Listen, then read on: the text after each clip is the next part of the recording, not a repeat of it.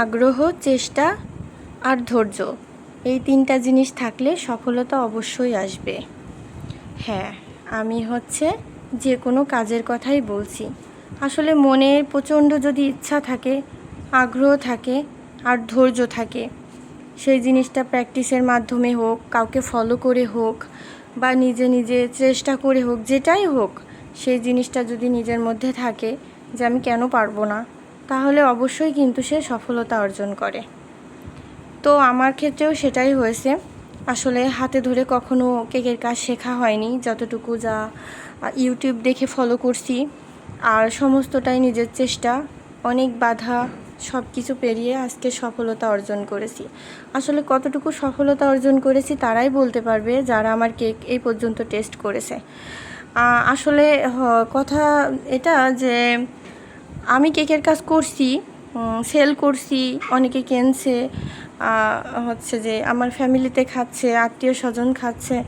আসলে কোনোটা কোনোভাবে হয়তো বা একটু খারাপ হতে পারে, ভুল ভবিষ্যৎ হয়তো দুই একটা একটু এমন তেমন হতে পারে, কিন্তু আলহামদুলিল্লাহ এ যাবৎ যতগুলো কেক দিয়েছি তাদের মধ্যে আমার জানা মতে ফার্স্টের দিকে একটা কেকে একটু সমস্যা হয়েছিল, সেটা আসলে আমার কাস্টমারের দোষেই হয়েছিল আমি বলবো।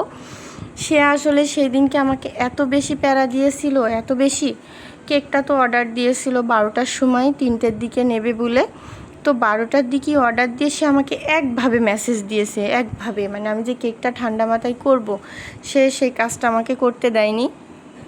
তো মনে হয় কোনো কারণে কোনো কিছু একটু মিসিং হয়ে গেছিলো, যার কারণে কেকের টেস্টটা খারাপ হয়ে গেছিলো। তো সেটা আমি জানার পরে আমি পরের দিন আবারও ঠিক একই তার থেকে বড় একটা কেক বানিয়ে তাদেরকে আমি দিয়ে এসেছিলাম। আসলে সব যে কেক ভালোগুলো ভিডিওই দেখেন, আমাদেরও কিন্তু ভুল ত্রুটি হয় কম বেশি, ডোনেশন দেওয়া লাগে, সব কিছুই করা লাগে।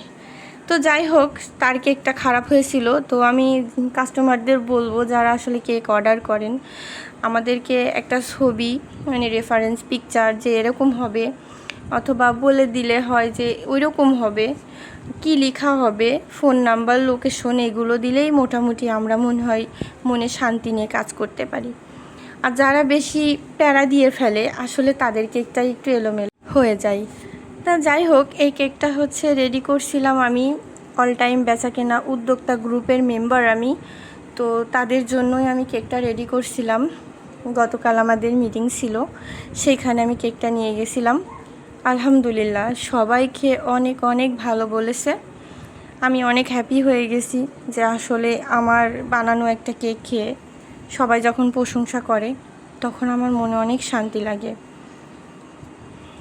যে কোনো কাজের প্রশংসা শুনতে অনেক বেশি আনন্দ লাগে, মনে অনেক জোর বাড়ে, কাজের প্রতি উৎসাহ বাড়ে। তো সেই কথাই মাথায় রেখে আপনাদেরকে বলছি, আমার এই ভিডিওটা সম্পূর্ণভাবে দেখবেন। আমার কেকটা কেমন হয়েছে অবশ্যই কমেন্টের মাধ্যমে জানাবেন। আমার একটা ইউটিউব চ্যানেল আছে, সেটা অবশ্যই আপনারা সাবস্ক্রাইব করে দিবেন। আমার একটা পেজ আছে, সেটাকে আপনারা লাইক, কমেন্ট এবং ফলো করে দেবেন। আর যদি আমার কোনো কাজে কথায় ভুল ত্রুটি হয়, অবশ্যই আপনারা ধরাই দেবেন, কারণ আমি তো মানুষ, হতেই পারে আমার ভুল, যে কোনো কাজে ভুল হতে পারে, কেক বানানোর ক্ষেত্রে ভুল হতে পারে, কথায় ভুল হতে পারে। তো অবশ্যই আপনারা ধরিয়ে দিয়ে আমার সাথে থাকবেন, আমার পাশে থাকবেন, ভালো থাকবেন। আল্লাহ হাফেজ।